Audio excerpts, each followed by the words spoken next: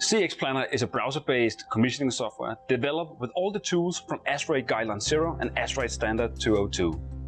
These tools ensures that the commissioning manager on the construction projects has all the tools in his backpack to perform commissioning according to the guidelines.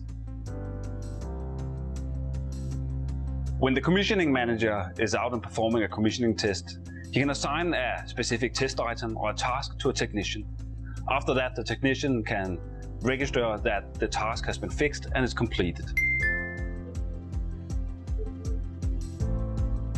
CX Planner is developed for commissioning leaders on construction projects, but it's also used by the consultants and contractors to get an overview over the project's progress.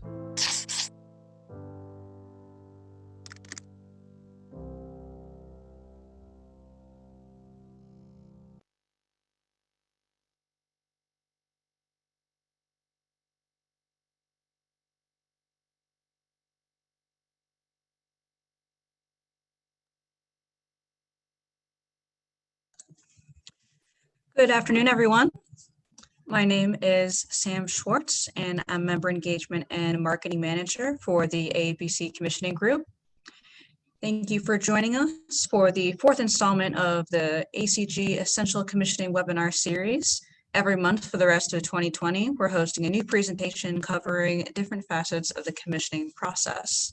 And this particular session is supported by CX Planner, our commissioning planner, so thank you to them.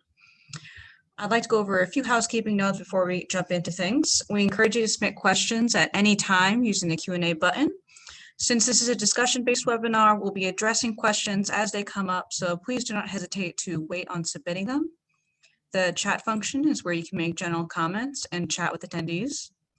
If you happen to be experiencing technical issues during the webinar, please use the chat function and one of our technical experts will assist you. And then finally, in terms of continuing education credit, you will receive an email after the webinar with instructions on how to receive your proof of attendance using ACG's CX Energy app. So I'm going to hand it off to Derek now, who will be moderating today's discussion. Derek? Thanks, Sam. Good afternoon, everyone, and thank you for attending today's enlightening, I hope, as well as entertaining and thoughtful discussion on hyperscale data center commissioning. This is a very unique experience. When we thought of this idea last fall, we were all hoping that we could be together in a nice, palatial conference room in San Diego. Everyone would be buttoned down in their ties and suits, and we'd have a good panel discussion. But unfortunately, we're going to do this virtually, so don't mind the background. Some of us are at home, some of us are on job sites, and some of us are actually in hotel rooms because we're on job sites working. But don't let that hesitate you from trying to participate. We look forward to seeing your questions. We do have some generic questions that we're going to throw out to the panel today.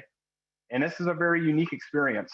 We've been able to bring together some of the industry experts from an owner's perspective for data centers, contractors' experience in quality and commissioning of data centers, as well as a commissioning agent where they can offer their own experience with data center commissioning.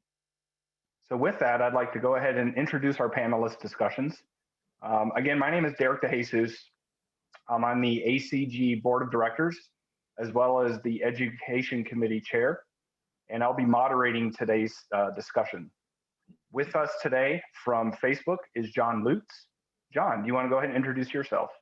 Yeah, absolutely. Thank you, Derek. John Lutz.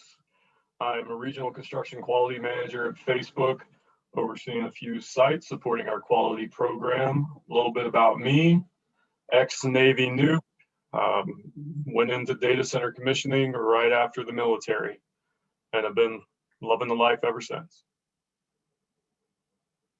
Great.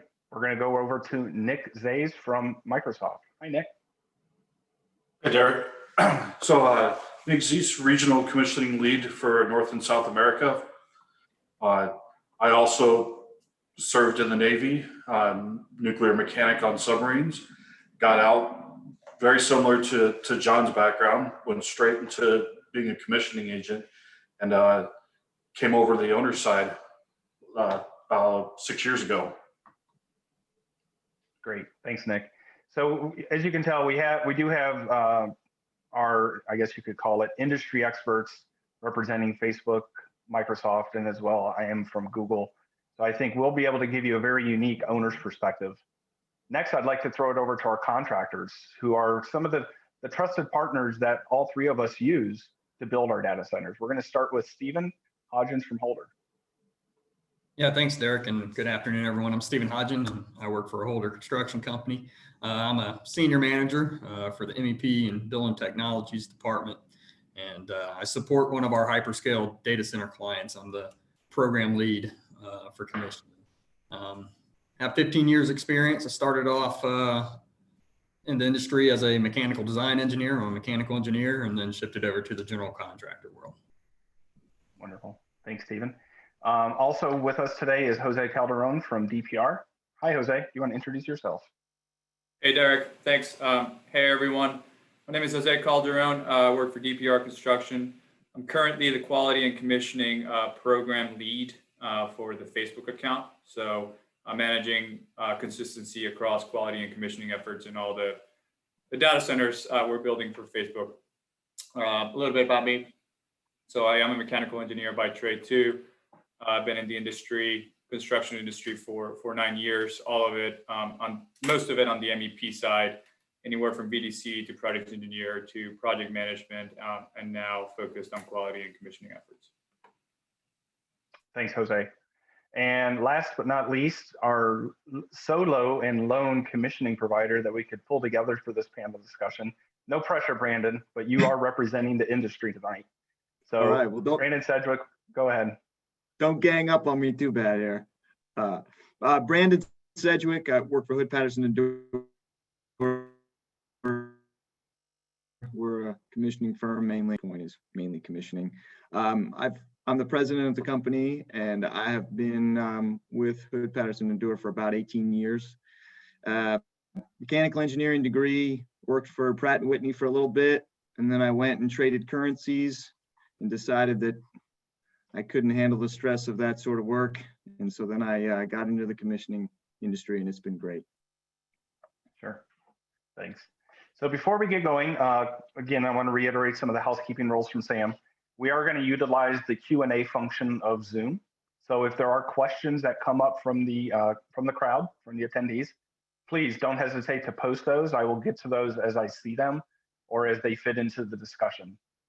So with that, we do have some predetermined questions, softballs is what I like to call them, just to kind of get the discussion going. What we're going to do is we're going to start with John. So John, when it comes to the mission critical commissioning, what qualifications are you looking for from the firm? And then potentially, what are you also looking for from the individuals themselves? All right, Derek. So from a qualifications perspective for the firm, I think first and foremost, we look for expertise and experience in the space. We all know that there's a heck of a lot of commissioning firms out there that focus on MEP commissioning, et cetera, but that can be very, very different than in the mission critical world. And oftentimes those things do not translate. Technical expertise and depth of field are also a major consideration. Understanding the why behind what we do and why it's required is a lot more important than someone being able to read through a checklist. And ultimately, company culture in terms of flexibility and the capability to be partners with others in their space. As we all know, a commissioning agent is a supervisory contractor, right? They are oversight, nothing more. And they bring that expertise and bring that team together on site. And being able to do that is critical, especially working on long-term projects, right? You jump in, you jump out on a small project, maybe not that much of an impact, but you're going to be working with the same team for the next 3 to 4 years, potentially. That can make a significant difference. For the individual CXAs, I would say that is reflected in those responses as well. From a project management standpoint, folks who understand how to be project managers, understand how to lead teams, not necessarily someone who's just done really well in commissioning in the field and is looking for that next role. Sure. Nick, do you have any suggestions or feedback to that? No, I agree 100% with John. Some of the other things that I usually look for in firms is a mixture of engineers versus operators. Not just having a firm that's completely one or the other. It's that mixture of theory versus practice, and the different types of training. What's the company culture like? What's their mentality? Is it when we do interviews, did they come prepared? Did they actually read our documents?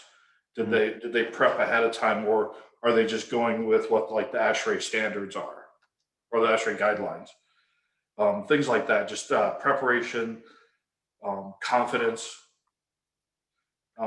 qualifications, such as making sure that everybody's trained up on FPA 70, first aid, OSHA 10, OSHA 30. Getting your some kind of commissioning certification, things like that. Yeah, I think, Nick, you hit on a topic there I want to expand on a little bit. You talk about culture. I think when we're evaluating our firms, I don't think we emphasize enough culture. I know there's a lot of times where we talk about diversity and inclusion, and we talk about having the bare minimum requirements, but actually having somebody that understands what it's like to work in the tech environment is a little different than what it is to work in a higher education environment or a government environment. What are some of the qualifications or some of the soft skills, John, that when you're evaluating a firm's capabilities, you're looking for a meld, right? You're looking for a partnership.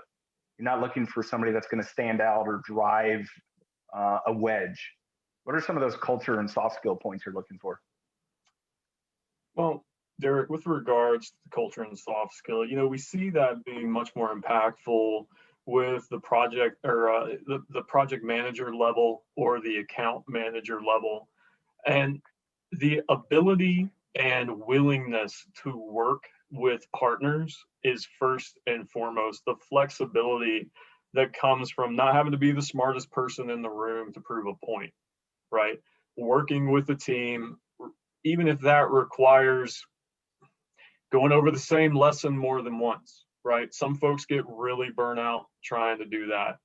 And that's one of the things we look for, the ability to collaborate. And, in this environment, there's a lot of work to go around. So oftentimes a commissioning firm isn't the only commissioning firm on a HyperScale program. And what we see is there's an opportunity to make everybody better by working together. And there really has to be an emphasis on that. And that, honestly, that can even make up for potential technical deficiency, right? Because we can always train and we can always help people understand the what and the why, but the how is incredibly important. That's great. Hey, Brandon, I want to throw this over to you. Obviously you're the president of a firm. I think there's a hair club joke for men in there, but I'm not going to use it right now. What are some of the firm capabilities that you have? And when you're hiring, commissioning agents and engineers with specific goals of going after mission critical work, what are you doing? How are you staffing your team? And I have some follow-ups to that, but let's start with that first one. How are you looking to staff your team in your firm? Well, as John just mentioned, I think that attitude and philosophy play a major role. And I think a commissioning agent can come in with the intent to make themselves look good at the expense of the overall team objective. And you can have a situation where all the firm wants to do is find problems with everything, and there's no solutions, and there's no collaborative effort toward the goal of making a functional product for the end user in a reasonable period of time and within the budget constraints that were there. And it's easy to get sucked into the look what I found, look at this problem that the commissioning agent found, when really it's we have a challenge here, here's our options, here's what we could do to get around this, here's what we can do to deal with this roadblock and still make progress toward our end goal of completing the commissioning process successfully. And we've certainly been in situations where we've come behind others that have been just more combative, I guess, and everybody's kind of at each other's throat. We try to do individuals that have some industry experience, certainly important, but that are willing to save the pride of the others on the project and work to just make us all better. That's kind of what we're looking to do, and people that are kind of selfless. So one of the things we say in our company, it's servant leadership is what we want from our people, servant leadership. And we like this, that within our own corporate structure, but also on projects. And so we're looking to help the contractors in ways where we can. And then in turn, the contractors are helping us to do our job. Because really, as a commissioning agent, we can do very little completely on our own. We're quite reliant on everybody else doing their job. And so if we can come out, we have been in projects where everybody is unhappy with each other, but not us. Yeah. And that's what we want to always foster. And that leads to a more adaptive approach to things. So if there's a problem or a change that maybe the owner wants to make in our approach, because we have that sort of I guess attitude, we're more willing to be adaptive to change. But as far as qualifications beyond that, we do like to find startup technicians and people that have worked on the equipment that's being commissioned within these facilities, and we meet them in the course of our work. And so we try where we can to kind of absorb them, snatch them away from wherever they are, bring them into our organization, because honestly, a lot of the best work on any project is really done during the startup process. That's where the equipment gets ready, and really, if they do a good job, the commissioning is easy, relatively, and then it becomes a project management thing. So anyway, that's a big thing. And then in the hyperscale industry, the one thing John also mentioned was PM and the ability to manage a project and communicate effectively, and that is huge. But the piece of that that's often missing when we find people that have project management experience is they don't have enough technical knowledge to be able to contribute enough, so that they're always just a middleman where they're finding somebody else to ask the question that got asked of them. And what we want is somebody that has enough knowledge to be able to handle a large portion of those questions without having to constantly do that. So I want to hit on another point John kind of alluded to, and it's kind of stuck with me because I'm looking at this. We have 123 attendees, and most of them are commissioning agents, right? And they want to know how to break into this industry. But we also have to remember, Facebook, Microsoft, Google, we're not building in your hometown, right? We're building across the globe. And that's a challenge for a commissioning provider. How are you specifically, Brandon, marketing yourself and your company and your team to locations that aren't really suited for where you're at? We're not always in Atlanta. We're not always in Albuquerque, New Mexico. How are you hiring people that want to go where the work is? So one of the methods is a lot of the places that you're referring to, we've done work already in those locations, and we've begun to attain contacts and relationships with some local folks. And so we're finding people local to these jobs because we've been there, and we like, generally speaking, to hire people that we know, and we've resisted the temptation to go down the contractor path, which leads to less ownership in the end goals, and less adherence to what our company is trying to do. But in addition to that is hiring people that are younger and that are right out of college before they've kind of cemented themselves in a particular location. And then we're kind of using I don't know if you want to call it an apprentice approach, but a mentoring approach between them and others. And our goal is, in a particular area, that we have people that have experience and they're going to kind of be there already. And then we bring in the younger folks that are local, and we can kind of assimilate them into the culture of those projects in that location. And then they will take the reins after a period of time. So that's one way. And then just generally speaking, looking for people that are willing to travel around. I think the hardest thing is we've got a lot of longtime employees that came to our company based on a kind of a work life lifestyle, and it's changed significantly since we started. I mean, as when we were having our discussion beforehand, I mean, it was 2 or 3 months was a significant project, and now it's 2 to 5 years depending on where you are. And so the tendency too is people are local, and so they're going to stay on this project, but I mean, people want some variety in their lives too, so we're working to manage being able to move people around a bit to keep them from being stagnant and being, I mean, if somebody only commissions for one particular client, then they're kind of unable to adapt to other clients, because they're so used to that world. Yeah, I'm going to come over to Nich real quick. I want to get his perspective. So Nich, here you heard Brandon and his ideas for hiring and staffing your project. What's some of the feedback you have for him?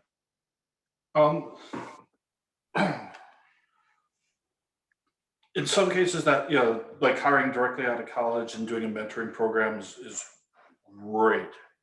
But one thing that I've seen on some commissioning companies that's actually been really worked out really well is to have that person go to different clients, not just stick with a single client. Well, it's nice to have, people stick with a single client because you learn that process, you get it down cold, but having that diversity of projects, and that, seeing the different styles that the other companies do.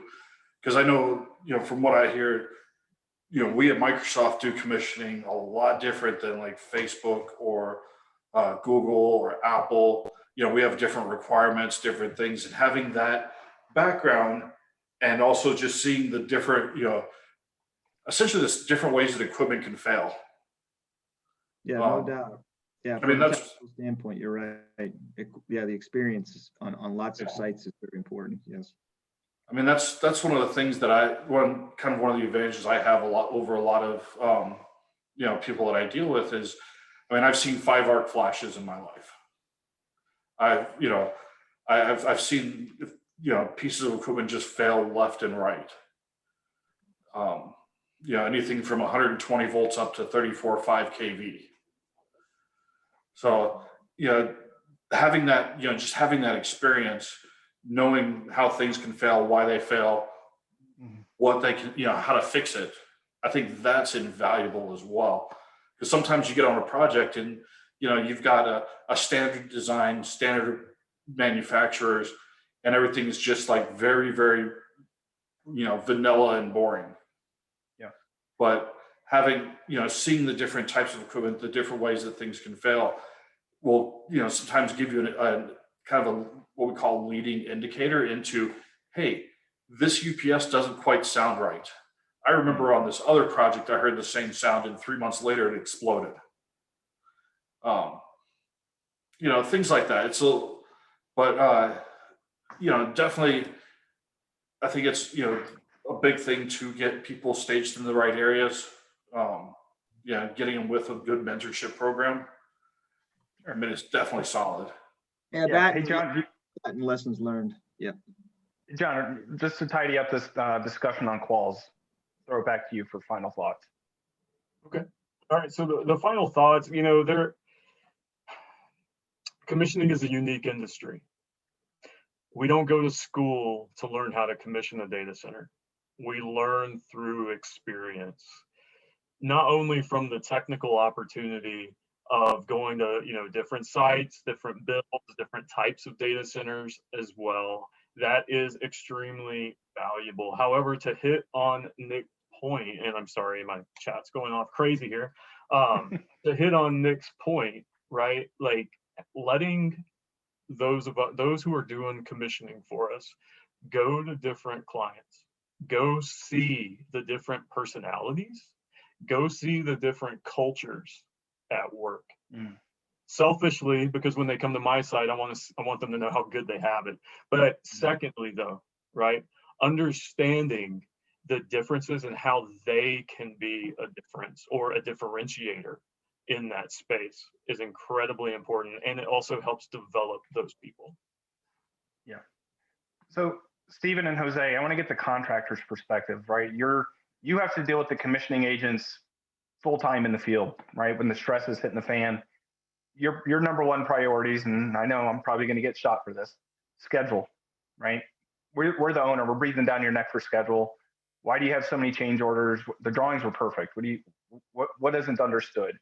Make it happen, right? And then you have Brandon and his teams coming in, and they're looking at this, and they're like pointing out these punch list items, these BIM issues or CX alloy issues, whatever you want to call them. What are the challenges that you have when you have a green or versus a seasoned commissioning agent, right? You come to the table with 15 years of building these things. You're an expert, and now you have to bring them along, or maybe they're showing you the way. Why don't you give us your perspective? Yeah, so Derek, I'll put in my 2 cents. So, definitely when you have a more experienced team playing commissioning agent, definitely makes it a lot easier. And there's two ways to look at that. You can have, and Brandon brought it up, that the operator, or they're coming from, let's say, the Eatons of the world, and they know how to start up equipment, versus maybe they're coming from the engineering world and they know the real technical side. There's both 2 benefits of that. Obviously, when you have a more technical person, sometimes they get lost in the weeds, and yeah, they can throw a schedule to the side and we can't get out of the weeds and let's go solve the problem. But sometimes you need that. Sometimes you have these humongous challenges that you need that engineering thought. But then sometimes you just need a technical guy who's just the technician that's like, I've seen this a dozen times. Let's go fix this problem. Let's go work through it together. It's definitely about teamwork and working together. So it doesn't, to me, if they're experienced or they're inexperienced, we're going to work together as a team to get through that. And even when we've worked with less experienced commissioning agents, they always still provide a value. We can provide a value, whether it's through subs, vendors. We have expertise on our side. Sometimes we just need that commissioning agent to get over a hump. So it is about working together. Obviously, if they have no experience, that hurts, but we can definitely work through it. And sometimes, we have team members that aren't experienced, and they help us through it. So I think it is collaborative, and that's the secret sauce. What about you, Jose? Yeah, so what I was going to say is I see our involvement as the GC as being kind of like that glue facilitator. So I agree with Stephen. Doesn't really matter if the team is green or very seasoned. We as the construction managers need to manage, like you said, cost, quality, schedule, commissioning, and bring the team together, be that glue, be that facilitation, and help build that high-performing team, which very clearly involves the commissioning agent. They're a critical part of that success. So really evaluating the technical expertise of the commissioning agent and saying, okay, well, we may need to bring these guys a little bit earlier if they're not as experienced with this program, and bring them in earlier, maybe in design, and coach them through, get them engaged with the design team. Versus, hey, no, these guys have done 7 of these data centers. Really want to plug them in at factory witness tests. They already know, they know the scripts, they know what they're doing. So really being able to gauge that level of expertise, to me, it's extremely important. So those are my 2 cents there. Okay, yeah, you hit on a topic, and we're definitely going to hit on factory witness testing in a little bit. But I'd like to get a couple questions here from the audience. Here's one. We're going to start with you, John. At what level do you recommend the commissioning agent to be on site full-time? I think it's a bit generic, but I think you can do your best to answer that one. Uh-oh. Internet frozen. We'll go to you, Nick. We're going to let you start with that one, Nick. All right, I'm gonna go in for the steal. So we've actually started bringing in our commissioning agents at, as soon as the first piece of equipment starts on, gets set on site. In the past, we've done various things where we've had them come in just randomly throughout level 2 and 3. We did this, a couple of years ago. We decided to, hey, let's just say, call us when level 3 is done, and we'll start at level 4. That did not turn out well, as y'all could probably imagine. So here recently, we've actually rewrote our, we call our commissioning plan of record, to bring in, one mechanical, one electrical, starting at level 2, and just having them on site full time, doing random inspections, pre-functional checklists, things like that. So yeah, there's a premium to be paid for that, right? I mean, we as the owner recognize the value for having people on site to doing this job, but there's also a balance. What is that return on investment? What do you think, John? What's your opinion on this? Am I back? All right, Albuquerque internet, some of the best in the country. So, hey, I agree with Nick, absolutely. But it really has to do with the scope and the scale of the project. Now, is the juice worth the squeeze, right? Depending on how structured the quality or the commissioning program is, that there may be other scopes overlapping with those installation verification pieces, et cetera. And is this, senior commissioning resource, expert in their field, is the best use of them to really sit on site and wait to do an inspection? Are they going to get bored and they're going to get burned out and leave, right? We have to weigh that out. Obviously, on the road up to level 4 is unanimous, right? You have to be on site. You can't get there the day L4 starts and, hey, surprise, nothing is ready. Look at that, right? So I would say, to give it a finite answer, I would say starting in that L3 in the third quarter, so to speak, having that on-site presence full time is incredibly important.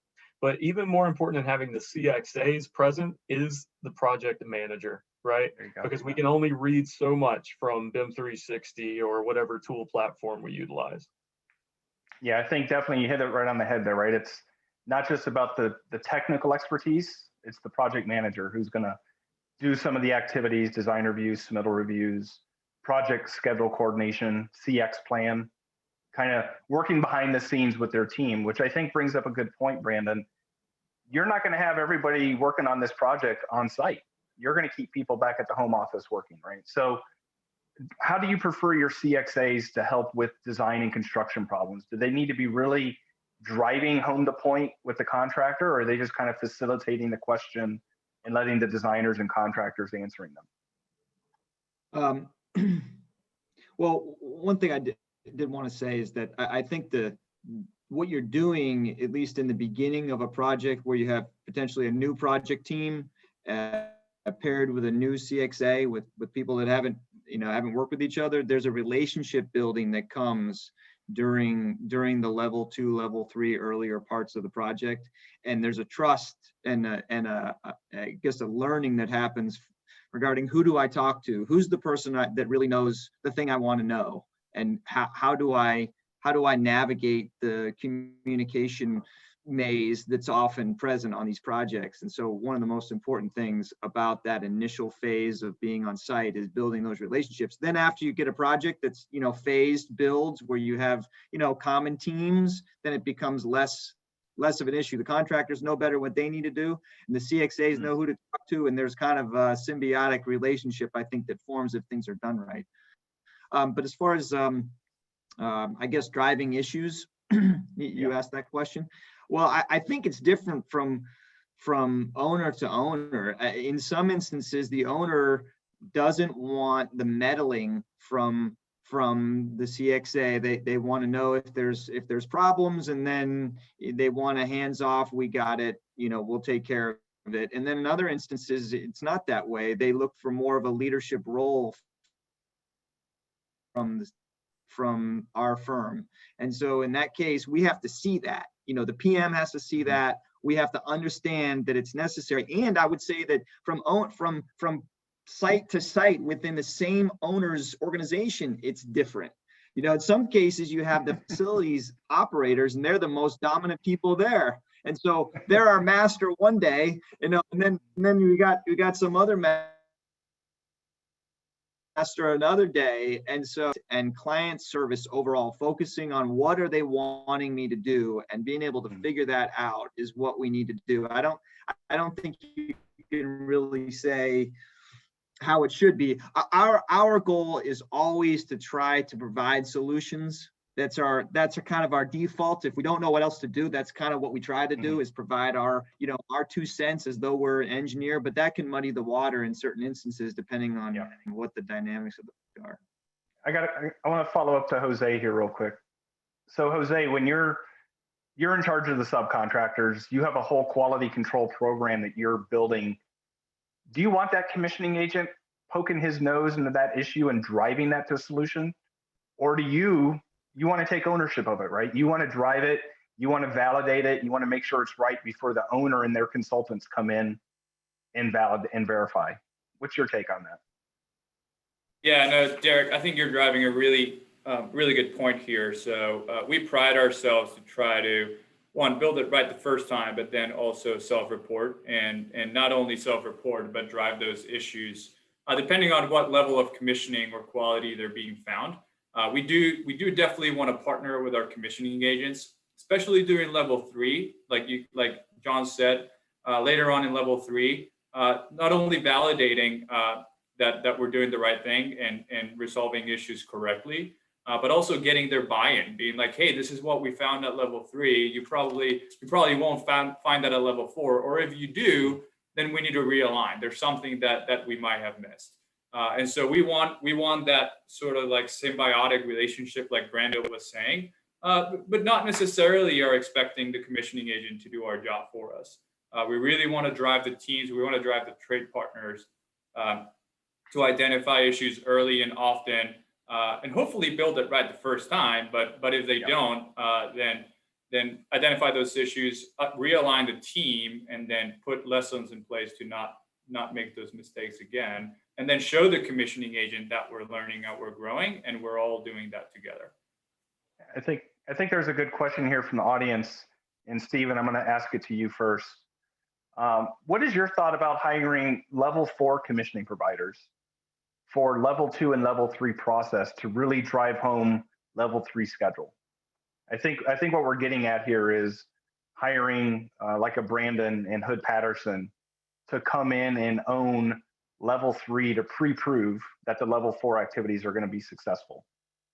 So what our experience with the HyperScale clients, the Facebooks and the Microsofts of the world, all that, is they're very technical and they have very specific requirements for quality, so on and so forth. So we have found a lot of value actually hiring, let's say, Hood Patterson or our primary integration, one of those partners of ours, and having them as our partner to help facilitate those interactions in terms of helping with L2 inspections, helping identify issues early, as well as help problem solve out in the field with L3s. And it's just another partner on our team. We do find value in that, and we've had a lot of success with it. Not that, let's say, Holder won't hire those people, or we still won't have those requirements for our subcontractors and vendors, but it's another set of eyes and ears out in the field to help drive the work and be successful. So I want to come back to that, right? Because I think what we're looking at there is we're looking at on responsibility of ownership. If you hire a consultant, Stephen, to do your quality control, have you shifted that responsibility down to a sub, or do you as Holder still own that? As Holder, we still own it. So it's still our process, still what we want to do. They're just another set of eyes, another set of expertise that we need on our teams. General contractors, maybe some are different, but a Hood Patterson commissioning agent, one of their associates, compared to maybe some of ours or maybe some of our subcontractors, is not the same thing. And to hire those people with Holder, in terms of a business model, we can't hire commissioning agents. They cost too much. So we do have to go through a third party to bring them on board. And so we don't want to shift responsibility. At the end of the day, the buck stops with us, and we're going to push and drive that, manage that process. But we sometimes need that additional technical expertise to get us along. Sure. So John, let me start with you. I have a follow-up to this. You just heard our contractor saying he's hiring the commissioning agent to do the job. Conflict of interest? You see that this is actually good for the industry? I think it's fantastic for the industry because, Stephen, to your point, it builds partnership. Now, the challenges come, hiring the same third-party commissioning agent. Maybe that is not worth exploring, right? That is going to create conflict, and it's just going to confuse the entire process, right?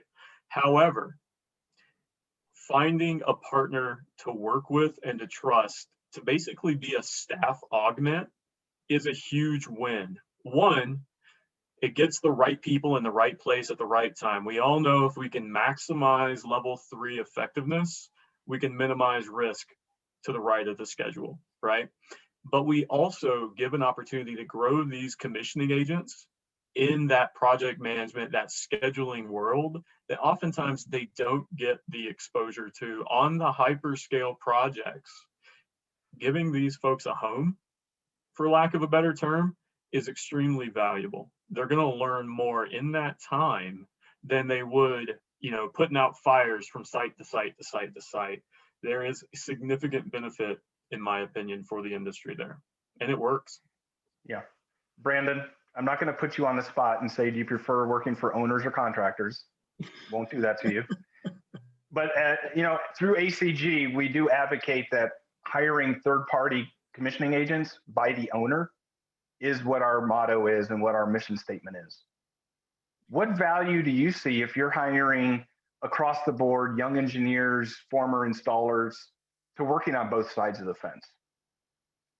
So we preach to our people internally that in the end, we always work for the owner. We're always looking for the best interests of the end user, because if the building doesn't work after we leave, we feel like we didn't do what we should have, So in the end, we have to do that. But it is it's a line you have to walk when you are working for a contractor that is building the site. To your point about learning, I think that being there for the startup process is an excellent learning opportunity for a CXA.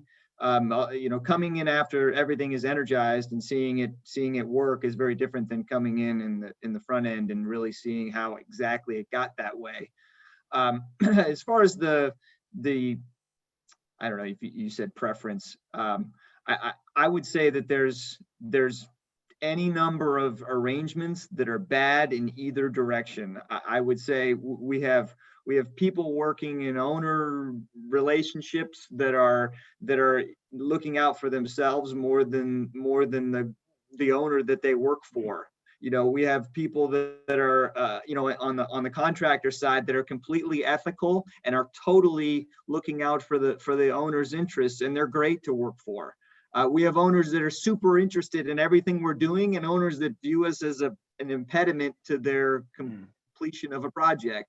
And so I don't know. I think there's probably conflicts of interest that you could generate in either arrangement, depending on who you're working for and how they view you and view your role as a CXA. I mean, am I there to be a box checker to get through and say CXA was done, or am I there to provide value and build a relationship and all those things? So it's I don't know. I'd say there's probably conflicts either way, but yeah.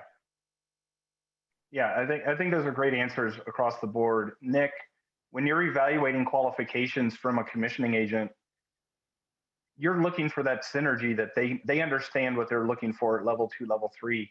Have you ever tried to force a relationship with a contractor that they hire a specific quality control company, maybe just to kind of expedite the process a little bit? No, we leave that up to the individual contractors. We don't we don't want to force them. If they ask us for a recommendation, we'll provide them with our list. Hey, these are the 8 commissioning agents that we use. They come highly recommended. One of the things that I've seen that works the best is for a commissioning firm is having, especially when they're coming in during the level 2 and 3 process, is actually having a dedicated QA/QC department, ones that specializes in the QA/QC aspect. Because one of the things about bringing a commissioning agent in during level 2 and 3 is they're looking for the same things they'd be looking at in level 4, and not necessarily focusing on some of the level 2 and 3 aspects that are just part of the normal build. So that's one thing, that is one thing to, kind of think about is looking at it from the full spec perspective. Prime example of this would be like point-to-point checks. During level 4, we don't necessarily require that our commissioning agent go through and verify every single individual point, watch the calibration and the scaling of every single, sensor. However, we do expect stuff like that from, the GC's QC, things like that kind of aspect. Yeah, we got a great question here. I'd like to throw it your way, John. What is your expectation of involvement of commissioning team in the project for COVID-19 as an example, right? How do you see that commissioning is really working there? You're on mute, John. Internet's hard. I know. Rookie mistake. Rookie. So, we've hit on a few key points with regards to the kind of the qualities that we're looking for, qualifications, if you want to call them that. But, communication came up, right? During this entire, and honestly, like we could probably have our own entire council about COVID, how to commission in COVID, et cetera. But that communication is so incredibly important, and the ability to be plugged in, the ability to be interfacing with all the different project stakeholders, understanding what's happening, because the name of the game is minimizing exposure, right? And that comes with intelligent scheduling. That comes with working to ensure that, hey, we've got enough work to bring the commissioning agent on, and it is scheduled and it's ready, right? Because a lot of folks are having trouble traveling. A lot of folks' families are having challenges with their family traveling. And that's a scary place to be, right?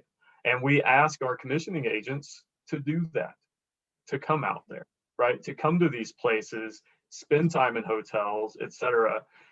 The commissioning agent has to be more plugged in than ever and more supportive of the team than ever at the same time. And that also requires ownership from our GC partners. That requires ownership all the way around, and from the owner's perspective as well. We have to, maybe if that means scale back expectations or understand how to unlock more resources to get the same thing done, et cetera.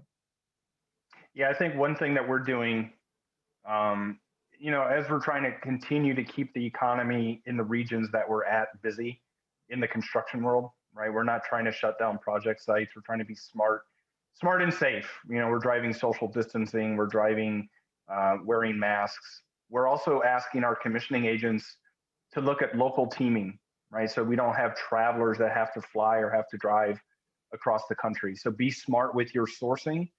Be smart and respectful of who you're actually working with. If Hood Patterson's working in, New Mexico and they don't have an office there, look for a teaming relationship with somebody that provides you that local boots on the ground, if you will. Because, while COVID may go away in the future, there will be another COVID. There will be another opportunity that we have to adjust, that we have to understand how we can work in that environment. And I think what that's going to end up also doing is it's going to make us more efficient and more cost effective. I mean, look at this. We're doing a panel discussion instead of flying to San Diego, right? And so far, I think it's actually going pretty well. It's not quite the dumpster fire I had envisioned. So kudos to us. So I think that there's opportunities for us to be smart about using remote tools, GVCs, cameras, live web streams, and then having people there to support local project sites. Yep. One more thing to add on to that, for quite a while in the industry, folks have tried to do virtual commissioning, right? Sit on the couch, watch the commissioning agent do this, I think is exactly how Mr. Soroka explained it to me. But throughout COVID, we've actually started utilizing some of those remote viewing opportunities effectively, rather than have this whole room of people crowded around a BMS screen. We now basically broadcast BMS, EPMS, so folks can see it. Do we still have a commissioning agent on site running things? Yes, for the expertise. But have we opened up that visibility to the rest of the team in an effort to help keep the commissioning agent and the commissioning team safe? Absolutely. There is a significant opportunity to grab hold of those advancements that we really take for granted and use them in ways that, might not have been how it was intended to be used, but it works. It works for the team. Hey, Jose, you're on site actually building the project, and you're having to interact now with a webcam or a television screen. What are the challenges that you're seeing on the construction side to maintain that same level of quality, right? We haven't lowered the expectations. We haven't said, you know what, it's okay to have 300 issues at closure. You've had a hard time. What are you doing to combat that in COVID-19? Yeah, so we did a few things, and thankfully right now, working with a client like Facebook has been beneficial because they see the needs of protecting people. So we actually went to a very efficient staffing mode. And going back to what John was saying, right, when we were doing level 4 and level 5 in the building, we minimized the people that were going into that building and restricted those numbers.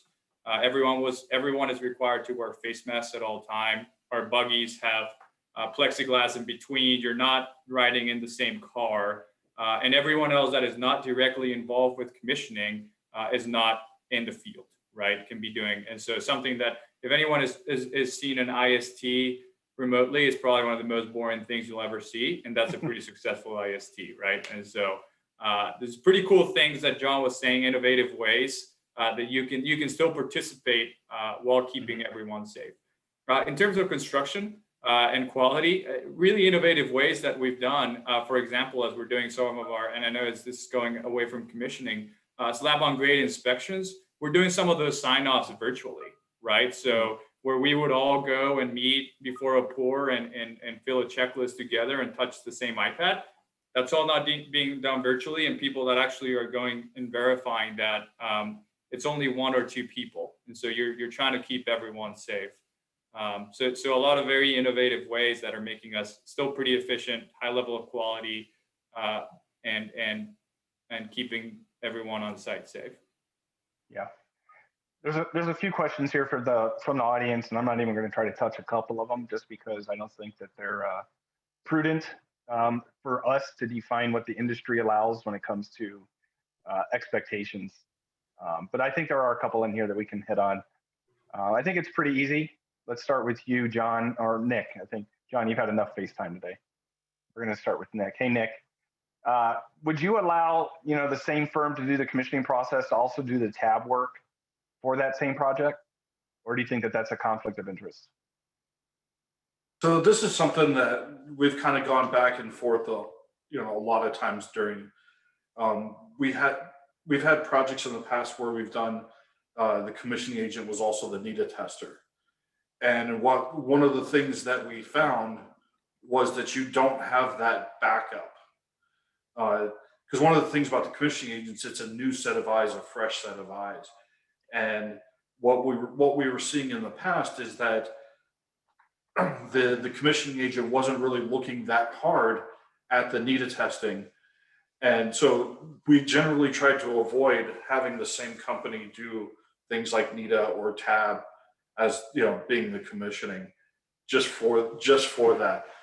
There's pros and cons either way. I mean, I can sit here and I can argue with myself over and over. I do it 24/7 anyway. But I think we generally try to make sure that we have that different viewpoint, that fresh set of eyes. Yeah. Well, that actually brings up a good point, as we're talking about TAB. Brandon, Hood Patterson is NETA accredited to do NETA testing. I think that could also be considered a conflict or maybe a benefit. What's your take on that? I guess that's directed at me. That's you, buddy. All you. Okay, buddy. Just making sure I didn't want to step out of line. Well, the thing about doing the NETA testing, and honestly, we as a company were mostly, before it was NETA testing, we were doing testing. And that was the vast majority of our revenue came from that. And what it did for us was give us great individual component knowledge. So when we were looking at a Schweitzer relay mounted on switchgear, it's not just a blue box that somebody programmed and set up and I'm here to stand in front of during the commissioning. It's a blue box that does, you know, line differential and bus differential and all the things that it does, with the ability to see, okay, the system didn't work, and it's because the Schweitzer relay didn't pick up the way it should have. And so what we really value the ability for our people to do that NETA testing and be there, not only from a technical learning standpoint, but also when you test a piece of equipment, you know things about it that you would never know just getting beyond the knowledge of Schweitzers and generator, but that particular system with that particular design, you know more than you ever could if you didn't go through that experience. So I view commissioning and NETA testing as one, it's kind of a continuous quality assurance process. And I'm not sure exactly what the conflict of interest necessarily is between the two. They're both I mean, in a lot of instances, a second set of eyes on something. I mean, the contractor put it in, it should be right, but we're gonna do a HyPod test to make sure that it is. And I think it does give, when commissioning, level 4 commissioning, functional performance testing begins, you have somebody that really is acquainted with the equipment to a degree that they wouldn't otherwise be unless they were the installer. And anyway, so we view it as a real value add for the client and for us as a tool for training our people in how everything works. So Stephen, this one's going to come your way. You typically hold the contracts for NETA testing, tab, a lot of those activities. If there's a commissioning agent that could offer you a great deal to do that, but is also contracted with the owner, would you do that? So typically we do contract tab and NETA through our subcontractors. So technically, yeah, it's contracted through us, but it's directly contracted straight. So our electrical contractor will carry NETA, our mechanical contractor will carry tab. And our preference would be then to have an oversight, whether it be the commissioning agent or the engineer of record, review both NETA reports or tab reports. Okay. Yeah, John, do you want to chime in on this? Yeah, I do. So I don't see it as a conflict of interest potential right now. If we get into that conversation about, going to the GC, going to the owner, now who's responsible for what, that's a huge conflict. We all know that. But Brandon, I'm going to disagree with you on one thing there, right? You could be really good at performing NETA testing, or you could be really good at performing L4 and L5 commissioning. It is oftentimes not the case that that's overlapped, and to be good at all of those things. Just as we take a look and a deep dive into the different level of commissioning and how to get the most out of those levels, you see a heavy emphasis on different skill sets throughout that entire sequence. And with NETA, with tab, as compared to L4, L5, I don't see them as a conflict of interest. I see them as a conflict of capabilities. And I think to get the most out of level 4 and level 5, we need those experts, right? We need those guys who fly around, the expensive ones, Stephen, right? We need those folks to do that, who are probably going to get bored, for lack of a better term, sitting there plugging into every breaker, doing primary injection testing or doing some transversals, et cetera, right? So I would think there's a significant difference there. And I don't think it's a conflict. I think it would be a missed opportunity. I would say the way we view it is the people that we typically bring in that are younger, the first thing they do more of is NETA testing work. And that teaches them the intricacies. And then they kind of graduate to some degree to a more of a commissioning role over time. We try not to have, as you kind of alluded to, somebody with 15 years of experience in the field doing primary current injection on a breaker.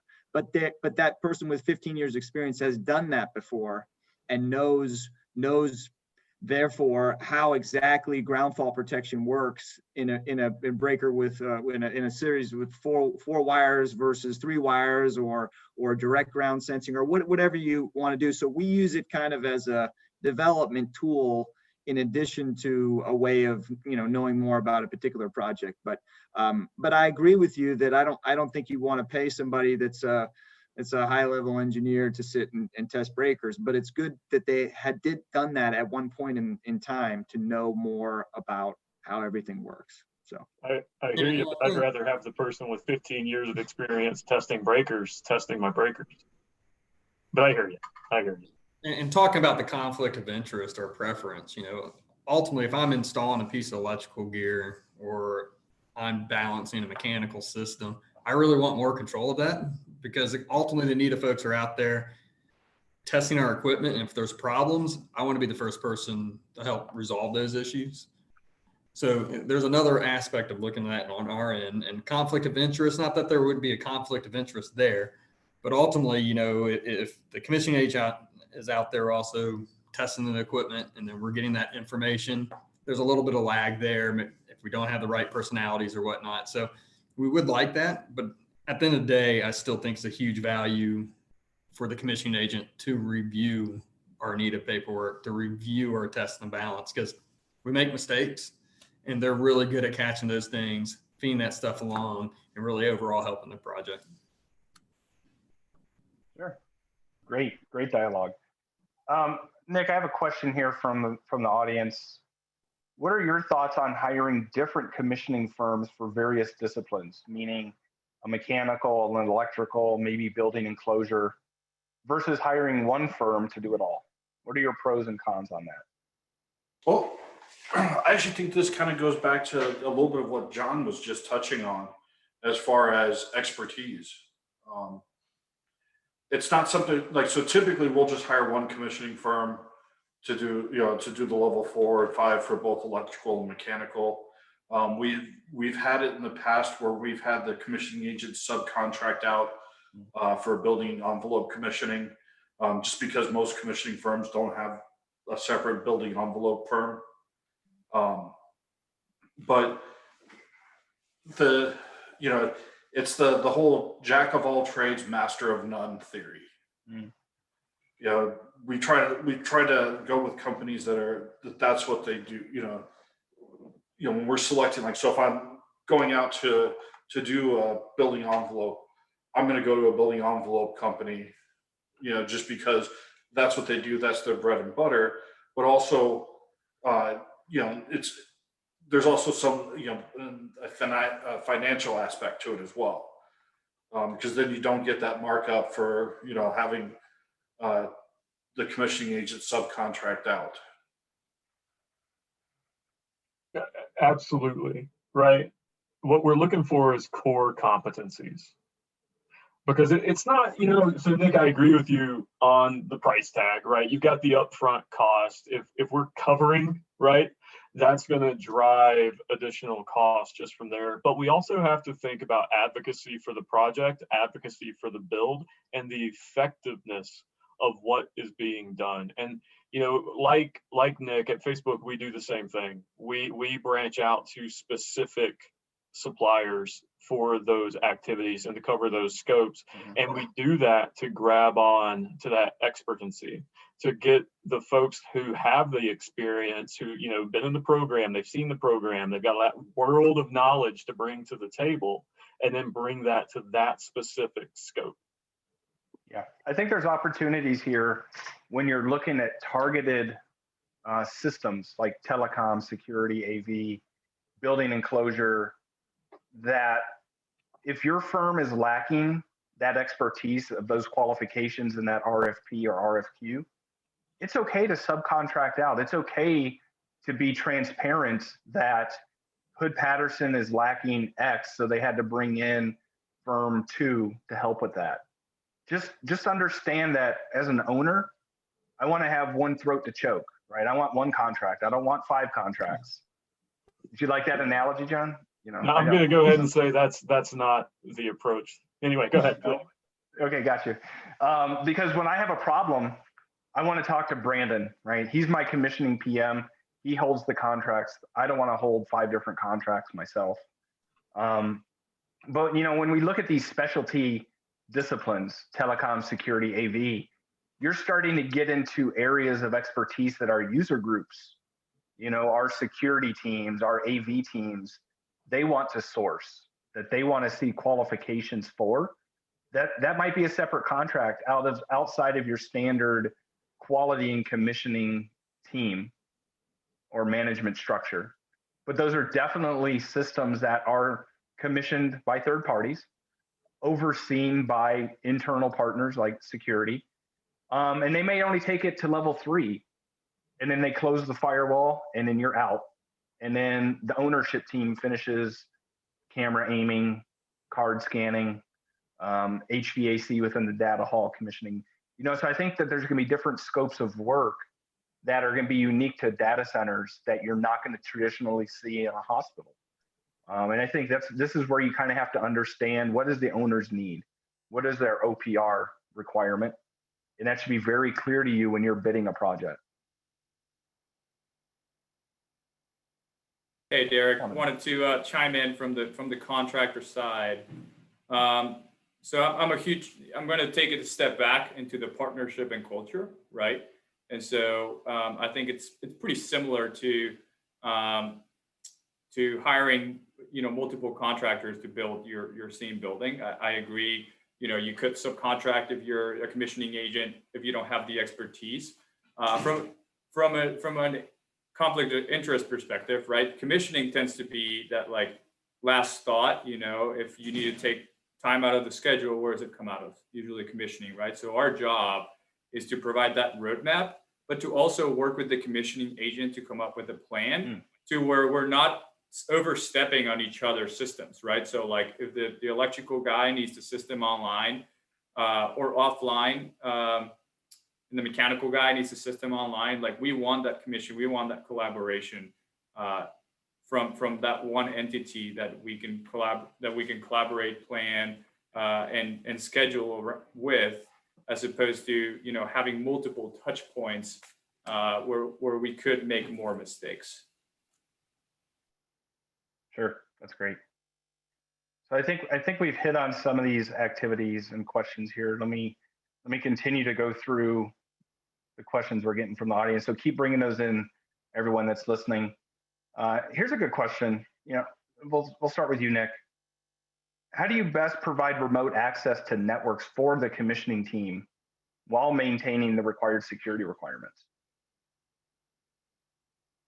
This might have to do a lot with like network turn up, dark fiber, things of that nature. This has always been a challenge. Usually for us, like, as far as like network, like dark fiber and things like that, for us, that usually comes after, commissioning's already well and done out of there. But there are a lot of our tools that are accessed through secure networks, and things like that. And that can be quite a challenge. That's in some cases, sometimes just getting, like simple things like internet out to the site. That tends to be one of our biggest challenges. Or if we do get internet out to the site, it's got the lowest bandwidth humanly possible. So only like half a person can be on it at a time before it crashes. Because a lot of the tools that we use are web-based. We're working with some offline tool, capabilities to be able to, perform the work out in the field. I hope that's answering the question, because that's when I think of network, I think that's kind of what I think of at this point. Go ahead, John. Yeah, so like Nich, we did struggle, probably about a year or two ago, about 2 years now, with getting Wi-Fi in the field. What we did was worked with general contractors to basically develop approaches and standardize technologies to utilize in the field, and that actually went really well for helping get more than the 56K out there to the team, because you got a lot of steel, you got a lot of concrete. There's a lot of things going on that could impact an iPad, right? As I think, if I'm reading the question correctly, it's also about connectivity to like internal systems such as BMS, EPMS, etc. And that is also a struggle. Working alongside the GC, the operations team, and the controls contractor, that usually is where our CXA gets tied in. I mean, I'm not going to go into too many details there, but there are a lot of networking provisions that would be required for access. So sometimes the best thing is just to have someone with access in your back pocket, right? You're working with the controls contractor. That should be the path of access, right? You're on site, you're doing the commissioning, etc. So Stephen, I think you're going to talk about a constraint here, right? When you have the demand to do final level 4 commissioning as the owner would see it on their graphic screen, and we have network turnup requirements, we have fiber, we have temporary HVAC and cooling requirements, temporary power. How do you balance that into your level 3, level 4 schedule to give owners that early turned over space that is then secured and stable? So, Derek, I don't know if I 100% understand the question. Are you talking about in terms of a network reliability aspect of it, or just the interface to having live systems in a partially complete world? Yeah, it's the latter, right? It's the second part there. So yeah, it's definitely a unique challenge. There's many clients that we're starting to see is they want specific spaces turned over earlier than the rest of the building, so they can get in there, turn up network systems and such, so that they can get their facility operating once we're done. Once we're done, they can roll in there and get going. So the biggest challenge is honestly the clean space and getting the space locked down, getting the space pressurized, getting the space clean, and so on, and so that it is an active, clean environment. The commissioning aspect of it, you can get commissioning servers, you can get temp networks, you can get systems up and communicating locally, and you can get it to what I'm saying L3 ready without much of a struggle. It's no different than just a normal commissioning process. The challenges is maintaining the space, maintaining the separation, and being cognizant and aware of that, because once you commission those systems, you hand it over to the client, you have a lot more restraints of your ability to go work on that equipment, to go access that equipment, and at the same time, you're handing over a space for operating systems, and you have a lot of risk there if you don't do it right.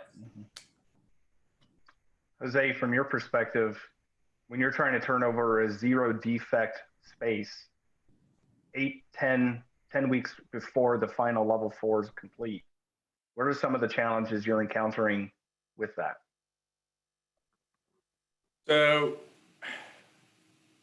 I think we need to understand first what 0 defect means at the different stage.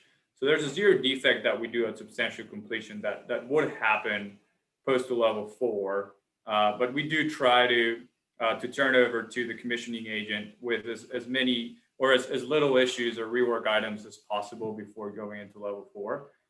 What we find is still challenging while we're commissioning is that you still have to fix some issues, right? You still potentially need you still need to go in and clean the equipment. You still need to turn over that space to the client, look at those data halls, do a super clean, all that sort of stuff. And unfortunately, even for commissioning agents, there can also be damage, right? And so just doing that twice or 3 times is not really to our best interest. We want to come into a level 4 with as little issues as possible in the systems and provide the commissioning agents a functioning system, but not necessarily completely 0 defects on the CSA world, so that we can do touch up paint and all that stuff once we are 100% outside of that space. So I think there's a big differentiation: 0 defects at substantial completion, which is truly doable, and then minimizing the impact to the systems prior to giving to the commissioning agent at level 4. Yeah. So Brandon, your perspective as the commissioning agent, when you're doing level 4 commissioning of an early turned over space, yet the controls contractor is still programming. You know, they're still working on graphics. That's a fine line that you're trying to balance there to prove to the owner it was commissioned 2 months ago. I don't know if it's still commissioned now. What do you do there? I think one of the things it requires is a very detailed understanding of how the BMS system is put together and programmed. For example, some systems are object oriented. I don't know if anybody knows necessarily what I mean by that, but you know, if you have a BMS system that has a cray, there's an object for that cray, and that's kind of the template. And every cray that is put in the system henceforth uses that same template. And so a change or something that gets put in, or a fix, say, is applied system wide. But in other instances, you know, that's not the case. Every instance of everything is custom built by, and it's only dependent really on the fastidiousness of the guy that did it. And if he's detail oriented, then you get a good result. If he's not, then you don't. And so, for example, you mentioned you got a turned over space. And so then let's say they turn it over and you've got a air handling unit. And in space number 2, we find that there was some sort of issue that popped up intermittently and needs to be addressed. So now addressing that issue by updating the template will most certainly affect the first instance of that system. And so I think knowing that is super important. The other thing is setting expectations with the owner or whoever it is that we're working for, or the project team, that anything that happens has the potential to, in the existing space, has the potential to change beyond the intended change, as a potential to undo some of the commissioning that's been done. And I think the biggest thing, and I think it's been talked about I guess indirectly a bunch of times, is discernment. I think discernment in the commissioning field is super important. You can flood a project with a fog of worthless issues or very minimal value issues and make everybody say, oh my gosh, we've got 5,000 punch list items, but really only like 12 of them are consequential and the rest are labels or things that are just much more superficial. And I think one of the most important things that any CXA can do is provide context and discernment about what is important and needs to be focused on by not just us, but the whole team. You know, what is important? So we have this goal 4 weeks from now. We don't need to be fixing the paint scratches right now. We've got to get the relay issue that's out there set, or we need to replace all the surge arresters because they have the wrong rating, and that's going to hold us up. We don't need to worry about these other more superfluous things. And I think an experienced commissioning agent should be able to do that. And that's where I think that's the biggest thing that comes with experience is discernment. And I think if you're going to kind of follow a servant leadership mentality on a project, that's what you're looking to bring is discernment and context. Yeah, that's great. I love your word choices: discernment, fastidious. You like we know why you're on the panel for a reason. I have a copious amount of other words like that. Well, that's great. Let's hope in my lexicon, if you desire. Lexicon. Well, we have a few questions here from the audience. I want to get to those here. Let's see. There's a very unique one here. It deals with fire protection. And I think this one could go both ways. This could start on the contractor side. So let's start with you, Stephen. So let's assume that this is during fire protection testing, so the quality control side. How many times do you retest the system before you get concerned about maybe going to the owner and saying, hey, you know what? The design just isn't working. It's not there. We need some extra money to make this right. Very good question, Derek. So, you know, I kind of look at it twofold. You know, if I'm testing the system's just not working, I think it's a design issue, you know, I'm probably only going to go 2 or 3 times before I start bringing up the concern on that end. But I don't think it's ever our intent, at least, to go after the owner for additional costs. Is more resolving and solving the problem and making sure we've done everything we possibly can do to make it right. So it is a complicated question, but at the end of the day, if it was a massive design change, obviously we would look for additional cost there. What about on the owner side? We're a lot of times, John, those are delegated designs. You're looking for a local expert, a design build contractor to take that on, that responsibility. You're just expecting the system to work, pass the AHJ inspection. Do you have any sort of concerns there if the system just won't pass? So 100%, right? But if we're running into issues at level 4, typically level 4 functional performance testing of a life safety system is completely independent of the AHJ, right? Now, the reason for that is obviously, one, the AHJ is looking at safety, temporary certificate of occupancy, et cetera. Commissioning agent is looking for tie-ins to BMS, all those different communications pieces. If we are running into problems at level 4, which require enough retesting, be like, oh my God, I just sunk another 100 hours into this, right? That indicates a problem to the left-hand side. Delegated design is not forgotten design, right? Engineer of record needs to be engaged, right? They end up signing off on the submittal. General contractor needs to be engaged. They own that entire scope to that point, right?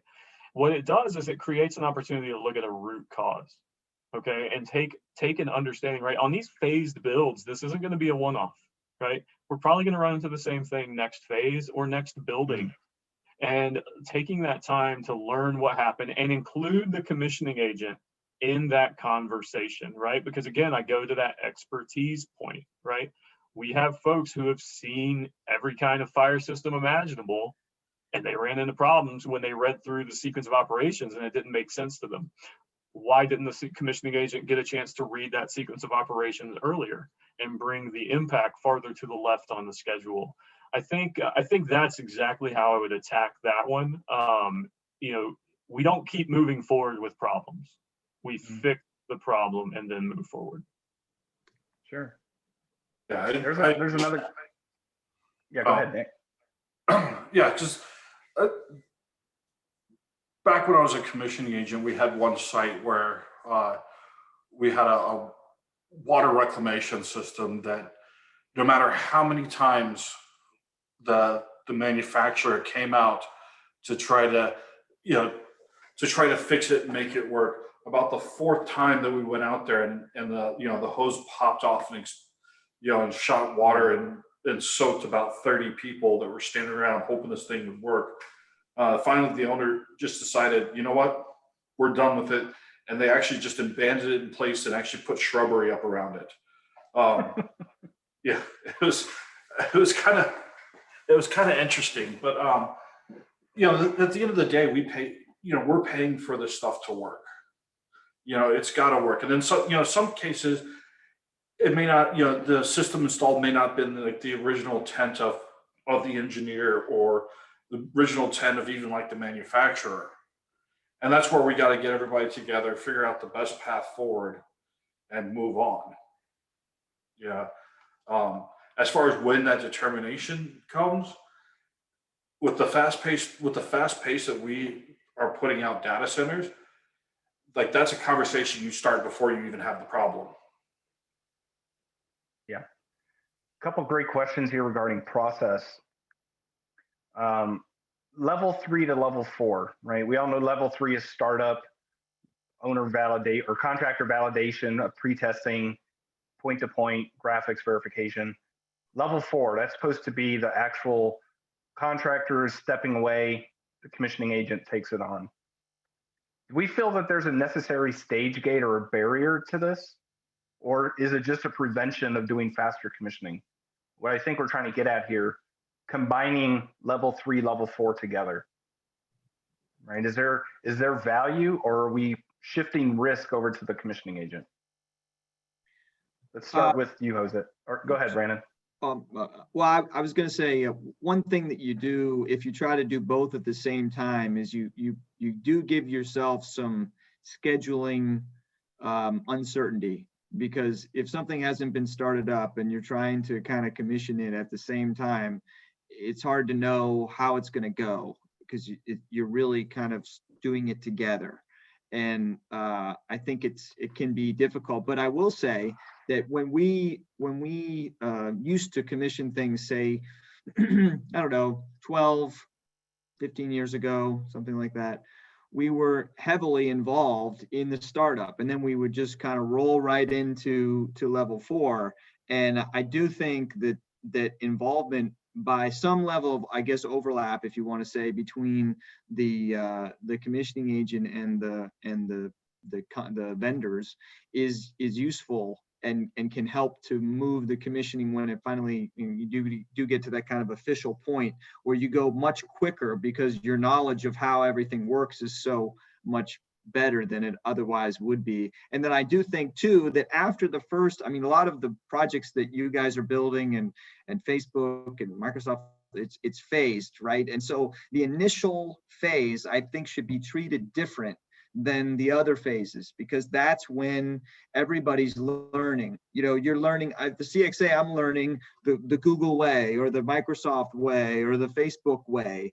And so that's a big piece of how, what we've seen is oftentimes it's the paperwork that holds up the whole thing because it wasn't understood, or because the level of importance wasn't given to it, or because the point was misinterpreted. And so we're sitting there with mounds of paperwork, equipment that's basically ready to go, but mounds of paperwork undone, and there's some gate that's waiting for somebody to sign off or whatever, and you end up, everybody's falling all over themselves with pencils trying to pencil with all these boxes, and we're missing the point. But after the initial phases of all of that, you kind of, that all smooths out typically, and you learn the way, and the contractors learn the way. And so I guess overlapping becomes easier, I guess, as you go. Or you could say, well, the overlapping investment is done on the first phase, and therefore the CXA can come in for level 4 and have less involvement with level 3, and you're kind of ready to go, So I just think that if in these large builds, the understanding that the first phase and the 5th phase are completely different in approach and efficiency perspective is important. Jose, let's turn that one over to you. Hey, so I have a few thoughts here. I do think level 3 should definitely be a gate to level 4, but I also feel like engaging the commissioning agent on level 3s becomes extremely important in things like first of kind, right? Like looking at the system together maybe one time, and then allowing the contractors, keeping the contractors, like our controls contractors and vendors, accountable. I think owners like Google, Facebook, Microsoft is an amazing opportunity and to just bring, manufacturing into construction and hold those vendors accountable and say, hey, doing your level 3s, we are expecting you to give us this level of equipment, this level of quality, even at level 1. And so what ends up happening is level 4 should really just be a validation of those level 3s.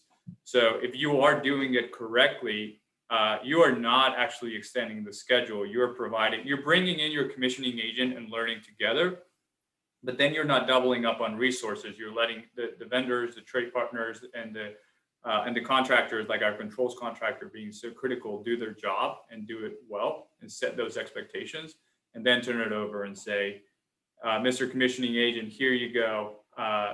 Go validate what I just did. I will say too that one of the things that can totally throw a monkey wrench in the whole overlap between level 3 and level 4 is if the commissioning agent doesn't have the right approach and perspective on what they're doing.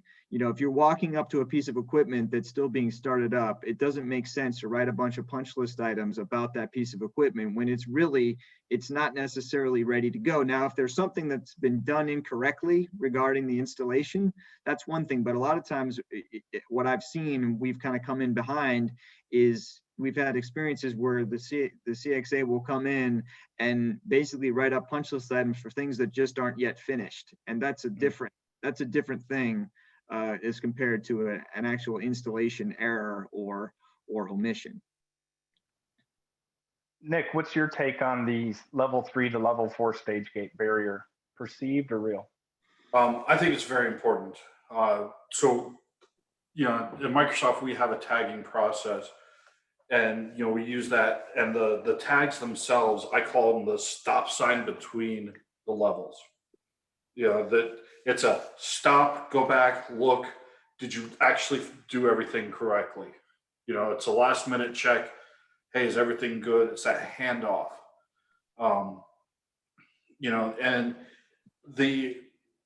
I definitely believe in having the commissioning agents come in, witness level threes, be there for some of the startups, double checking, making sure that, hey, yep, you crossed that T and you dotted that I, or hey, these IR scans, they look like they were taken from 30 feet away through, 6 pieces of glass, or, hey, this doesn't meet all of our requirements for, thermal monitoring system, and how to, how to verify that, or, just different things like that, like being able to, to kind of catch some of that stuff early can definitely help that transition between level 3 and 4. But I still do believe in a clean handoff, and because we've tried it where we come in and try to hit like the low hanging fruit, a couple of panel boards, couple of this, couple of that, and all we've seen is just kind of wasted time and increased cost because of it. Like we've seen various things associated with it, like various issues. And so that's why we preach a, clean handoff between the two. We don't like combining levels 3 and 4. Yes, there are certain cases where, hey, UPS went down, we got to get it back up and running, over the weekend. There's special cases for stuff like that. But as far as our long-term builds, no. Mm-hmm. Definitely believe in the stage game between them. John, do you have any last thoughts on this?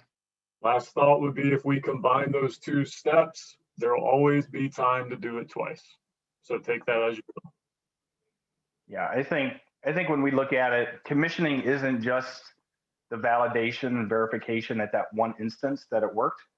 It's the documentation that backs it up, so that 2 years down the road, when it doesn't work or it fails, we can go back and say, well, it did work at this point.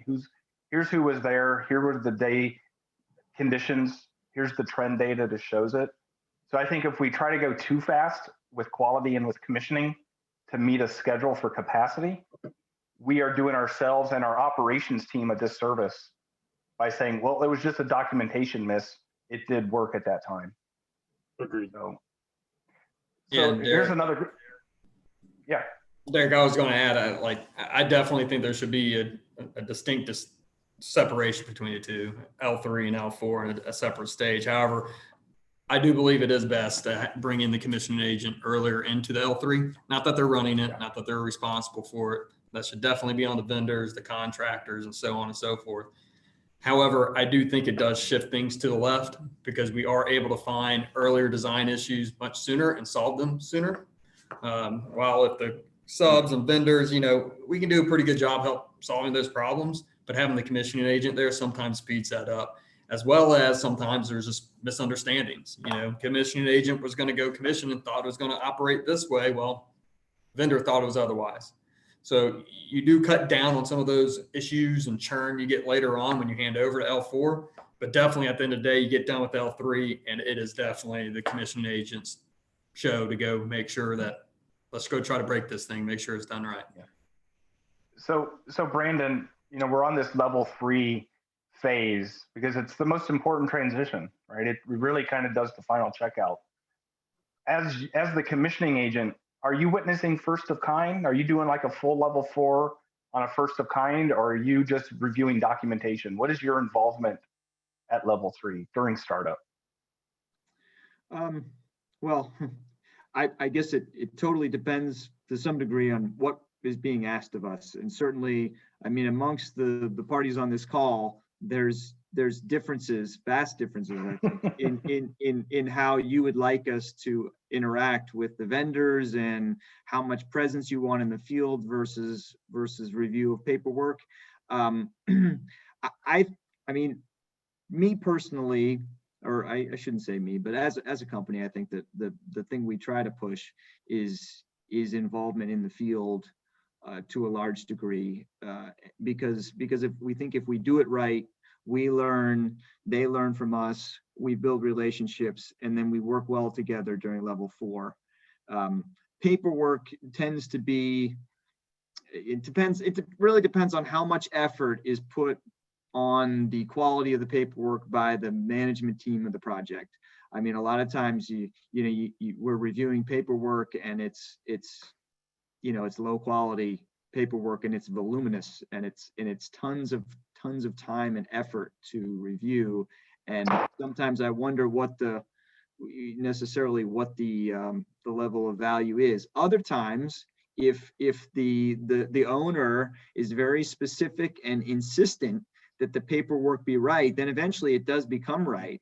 And the vendors do truly try to do what the paperwork line items indicate they are supposed to do. But I think what we find a lot of times is that never really happens. And it's just a lot of paperwork review that doesn't give you a whole lot, where we could be out there with the vendors doing, I think, more. So I don't know, all my answers to your questions seem to be on both sides of every fence, and I'm sorry about that. But I would say that it just is so vastly different. And I mean, even within the organizations that you guys are all part of, it's different from area to area. I remember we worked with Nich on a project recently, and we had to recalibrate ourselves during that project because we had been to some degree calibrated by other experiences that we had, and there was even different masters within the Microsoft organization, and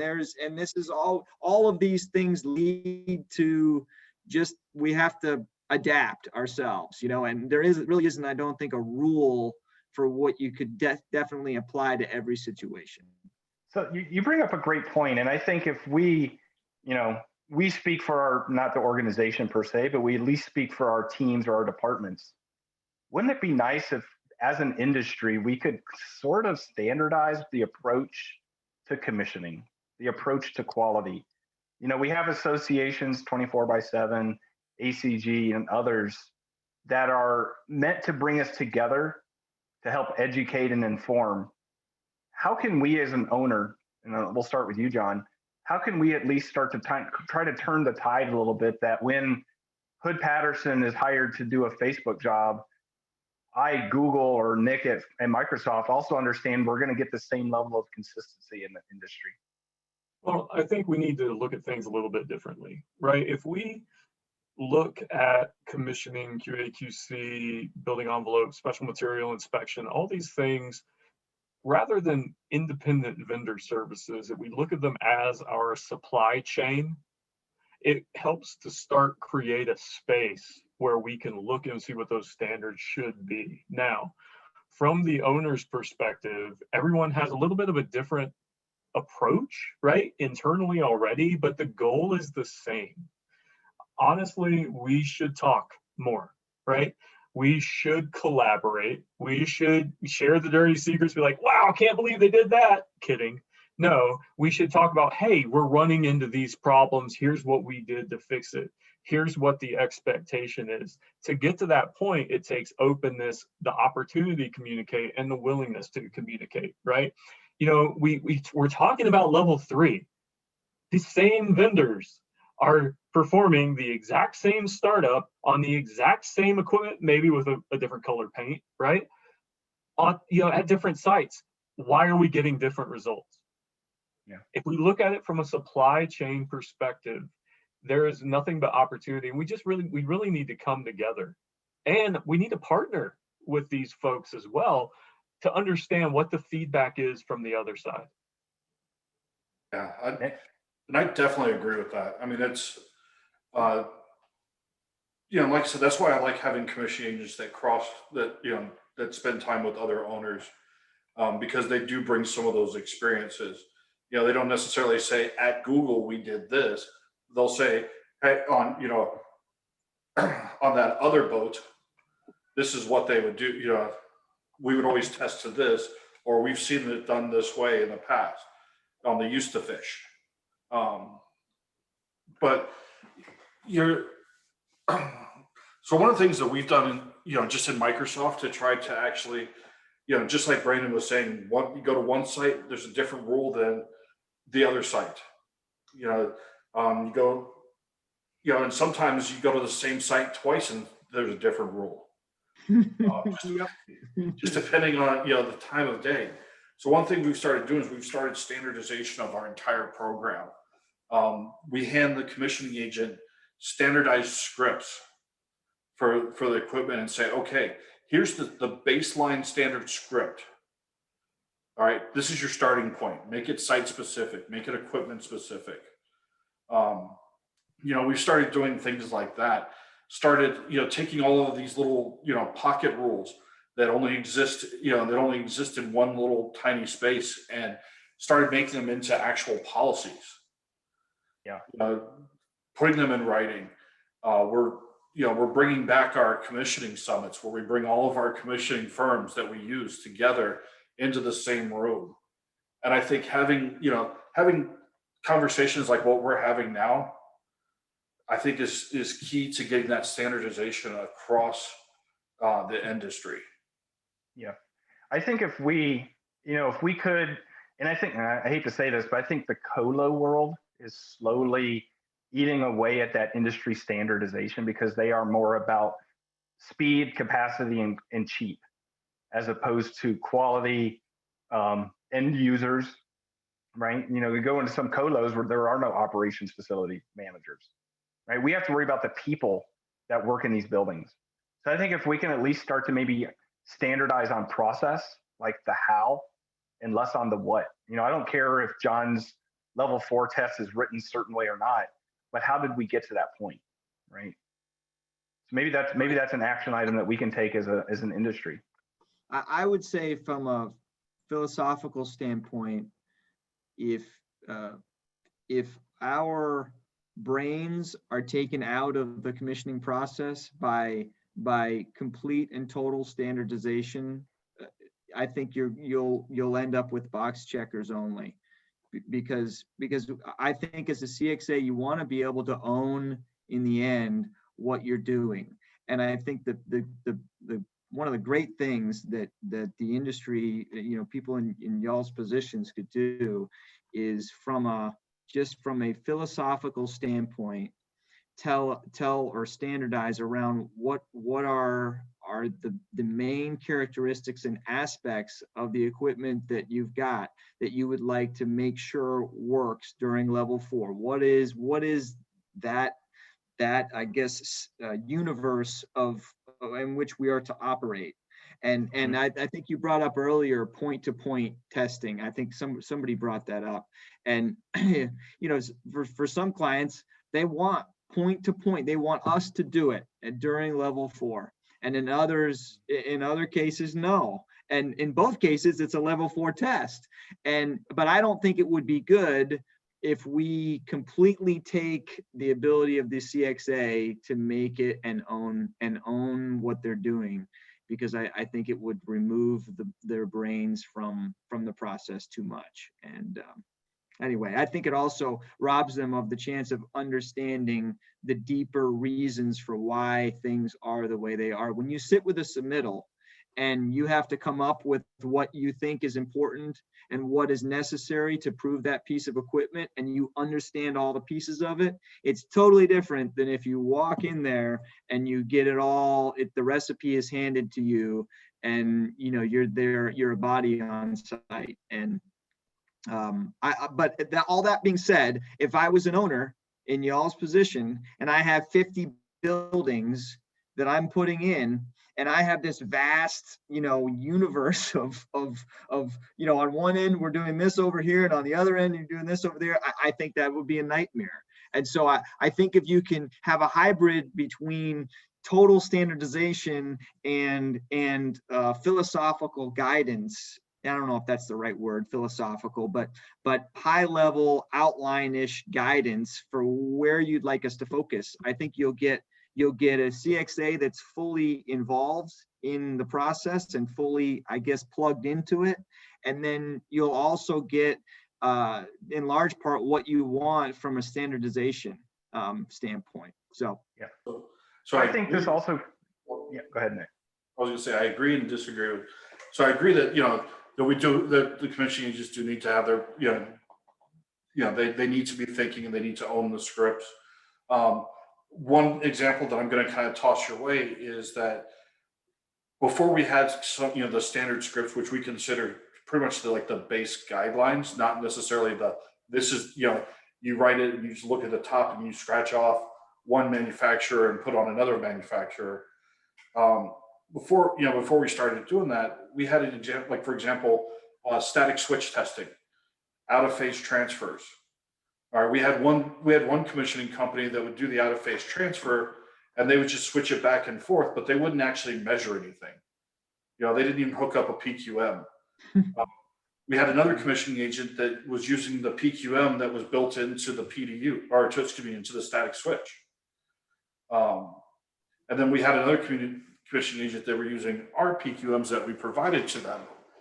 And so that's the kind of standardization that I'm talking about, because John can remember back we had an issue with grounds. On one site, the grounds were only there when you were on generator.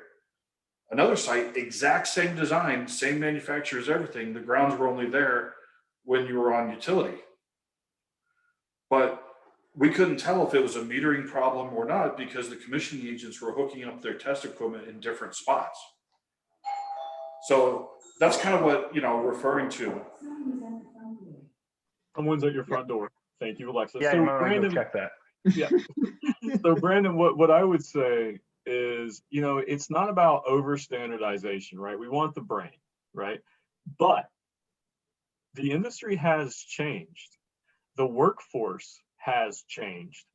That brain, to Nick's point, has now, there's folks who have done stuff because they've been told to do things, not because they know the why of how to perform that commissioning, how to do that commissioning, and the underlying reason for performing that commissioning. I think what would really help our industry, and I think this is what Derek is getting at, is minimum standards. I should not expect, I'm happy to do it, but I should not expect to have to train a commissioning agent. Oh yeah. Right. And that I think right there, that baseline, these are the tests we do for this piece of equipment. And this is why, this is how, we can do the how, however, right? But it's the what we do. And I think that's where this industry would really have value, because what we have certain qualifications, et cetera. You can go to, get a 2-week certificate and say, hey, I'm commissioning certified, right? That doesn't teach me how to commission. No. That doesn't ensure the standardized delivery of anything. And I think that's really what we're getting at, because that brain is absolutely required, because you know what? Not everything works as much as we want it to. That's why we have jobs, right? So we still need that commissioning agent to be able to be that leader on site and help, drive the team to solution. But we need to start from the same sheet of music. And I think as we start to look at trying to define a commissioning standard, commissioning is a part of quality. It all starts with quality, quality assurance, quality control. I know Stephen and Jose, you would crave having a consistent quality expectation on your project sites, mock-ups, first of kind installs, an inspection process. How about a tool? How about we standardize on a tool, right? I mean, I think if we could talk about how we can focus on improving quality from level 0 through level 5, that's gonna make everybody better. Stephen, do you have anything? Yeah, I think I was gonna add on to that. Absolutely want more consistency and more standards, but I also agree with Brandon in the sense that if they aren't developing that, or the teams aren't developing this together, you do remove some of that ownership and people become robots. And so you're right, benchmarking, setting expectations, having standard L3 documents or having standard L4 documents, nothing wrong with it, but you got to go make it specific with the team. You got to go develop it with the team. And if you don't, you're just going to have people out there checking boxes, and that's not what you want, because you're going to run into problems. And you're going to have those people that can go resolve and solve those problems. And if they're just checking boxes, well, the breaker didn't do what it was supposed to, that's a problem. So, but to the point, we got to get more standards. It is very hard to go to project and then it changes each time. And on hyperscale projects, you don't want that. You got to move, you got to have speed. So getting that consistency helps us create a good, awesome plan. So I would like to get away from the word standards and just throw the word fundamentals, right? So it's really important as we grow with our clients and with our partners that us as GCs are also growing and learning. I mean, at DPR, we pride ourselves on being technical builders, and we like to build more robust teams that understand the cradle to grave from a quality perspective and commissioning perspective. And just giving those teams just a set of fundamentals that they can go and execute at any project and can be scalable is something that we're very closely looking at. Because we want to make sure that we are not only quality and commissioning driven from the client, but we're also quality driven as a partner, as a builder, right? So to me, that is extremely important. And not looking at it as standards, because standards can be very restrictive. Fundamentals is what I would like to throw out there. Very well said. Well, I think there's a fundamental discussion here. One of these last questions we're going to get to is how do we involve our building operations teams, right? I know how all three of us do it, and we all do it differently. So what is your experience, John? Speaking from an owner's perspective, as to what does the owner, the facility owner, the operator, do they play in the commissioning process? Okay. All right. So this is going to be a fun one. So all of us have been in a job interview. When we talk about partnership, there's always the question of how did you deal with operations, or how did you deal with construction, right? Well, we flipped the script on that one. We brought the two teams together. What we've done in the quality and the commissioning space at Facebook is we've actually developed a construction facing operations team that are still operations folks. However, they are assigned to the construction team and are actually matrixed with our QA/QC professional in the space. What that has done has created a significant value add with regards to communication on the team, an early feeling of ownership and expertise over the building, and even stronger relationships with our third parties and the Facebook team themselves. And that's including the GC space, that's including the CXA, et cetera. It's actually been one of the most effective initiatives I've seen rolled out at this level, and it's created huge success as far as providing more eyes, getting the experts involved. And what has happened also is it's streamlined the process as we approach each phase turnover and afterwards, right? Working with warranty or working with closeout issues there. That has been a significant win. Yeah, I can definitely agree with the earlier, the more involvement you have between construction and operations, the better overall. I mean, we've tried several different things in the past. Right now, our current model is, 30 days before turnover, operations shows up.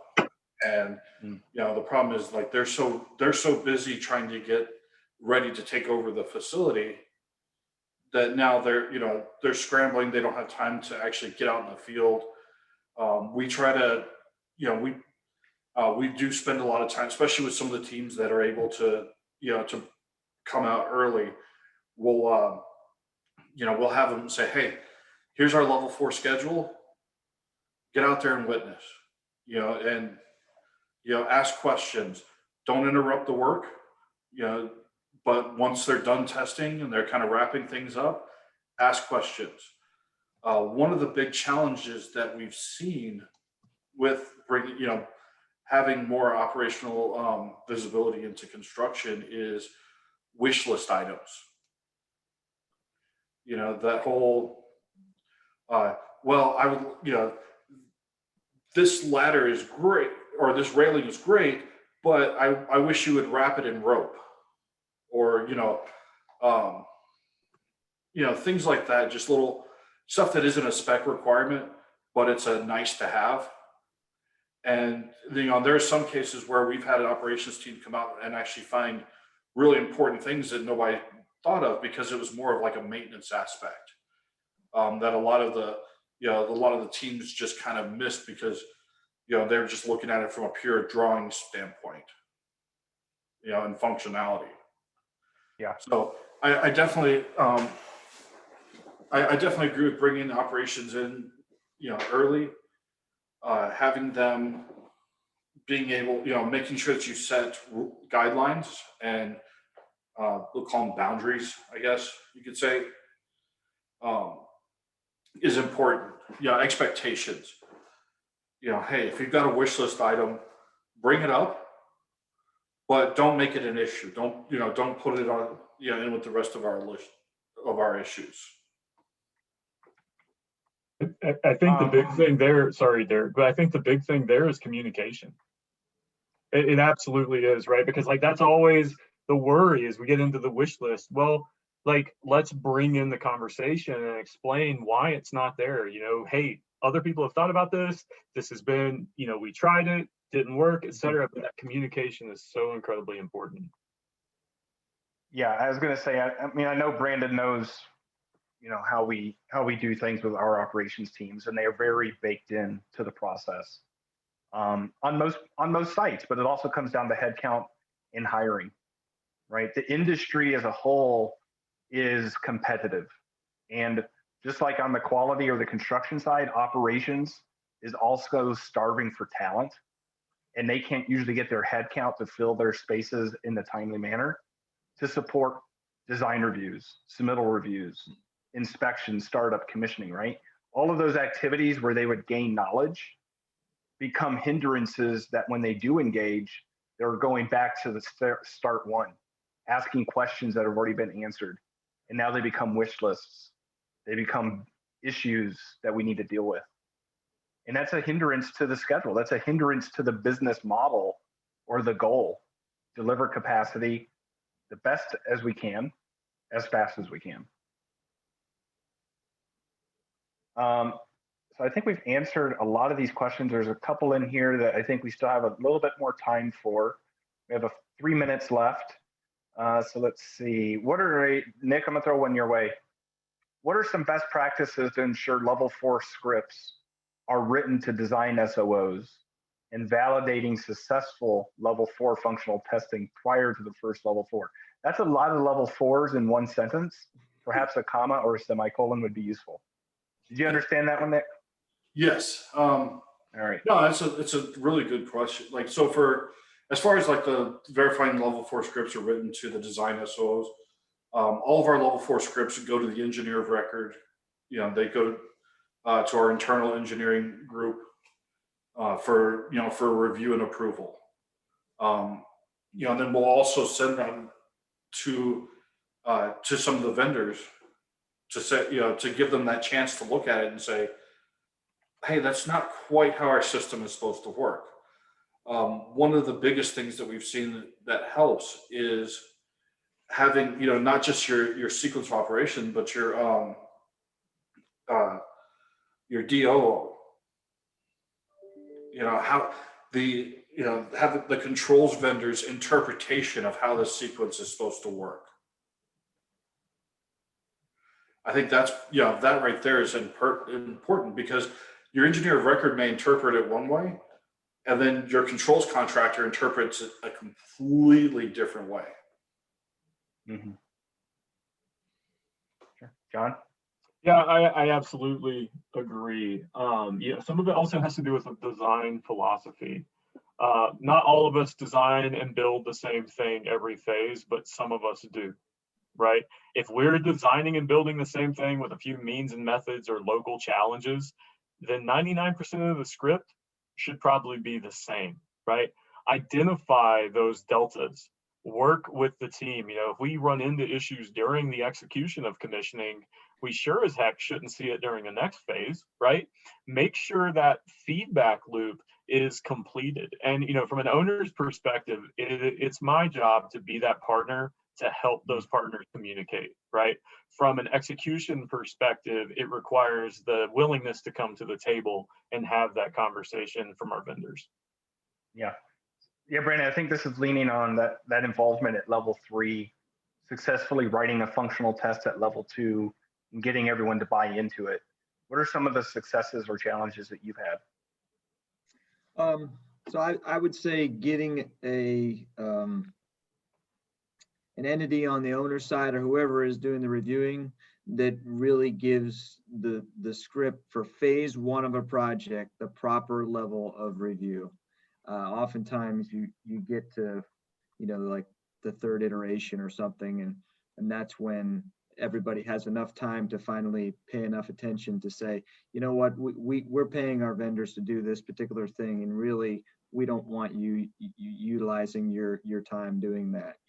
That's one of the things that's caused us, I guess, a little bit of grief. But the successes, though, are when we do have good involvement from the owner right from the start, and then we hit the ground running solid. And I mean, that definitely happens, and it tends to happen more now than it did in the past as you guys get better on your end as well.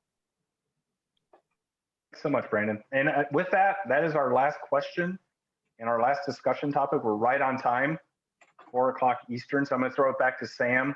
But before I do that, I'd like to sincerely thank all of our panelists for taking 2 hours out of your time today. And I know we've been planning this for many months. So thank you for your participation and hanging on there. Jose, Stephen from the contractor side, Brandon from the commissioning agent, John and Nick also from the owner side. Thank you so much for your time today. Thank Sam, you. back to you. Thanks, Derek. I definitely echo what Derek said, and thank you to Derek for moderating and also taking 2 hours of his time today. Before everyone leaves, I just want to make sure that you keep an eye out for an email with information regarding your learning units from the ACG CX Energy app. And while you're in that app, I just ask that everyone please take a moment to evaluate this presentation. We'll be continuing our webinar series next month, December 10th, with Conserving Energy through Building Enclosure Commissioning. So have a wonderful day. Thanks for stopping by, and stay healthy, everyone. Thank you, Sam. Everyone have a great day. Thanks all. Take care, everybody. Bye-bye.